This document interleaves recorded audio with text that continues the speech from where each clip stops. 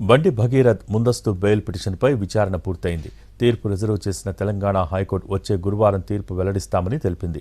బండి భగీరథ్కు మధ్యంతర బెయిల్ మంజూరుకు నిరాకరించింది. బాధితురాలు మైనర్ అని కోర్టుకు తెలిపారు పబ్లిక్ ప్రాసిక్యూటర్.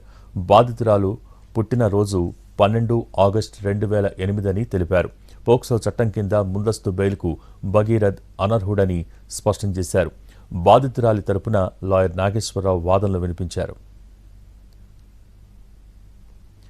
బాధితురాలి స్టేట్మెంట్ చూశాక ఈ పరిస్థితిలో ఎలాంటి మధ్యంతర ఉత్తర్వులు ఇవ్వబోమని స్పష్టం చేసింది. తదుపరి విచారణలో తుది ఉత్తర్వులు ఇస్తామని హైకోర్టు వెల్లడించింది.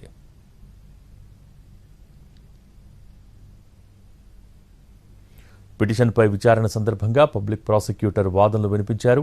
బండి భగీరథ్కు ఎలాంటి ముందస్తు రక్షణ ఇవ్వకూడదని న్యాయస్థానాన్ని కోరారు. ఈ కేసులో బాధితురాలి వయస్సుపై వస్తున్న అనుమానాలకు పీపీ తెరదించారు. బాధితురాలు ముమ్మాటికి మైనరే అని ఆయన కోర్టుకు స్పష్టం చేశారు. 10వ తరగతి సర్టిఫికెట్ ఆధారంగా బాలిక 2008లో జన్మించినట్టు ఉందన్నారు.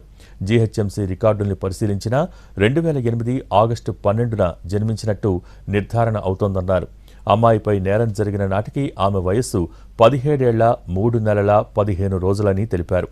పోలీసుల ప్రాథమిక విచారణలో సైతం బాధితురాలు మైనర్ అనే విషయం స్పష్టమైందని పబ్లిక్ ప్రాసిక్యూటర్ కోర్టుకు తెలియజేశారు.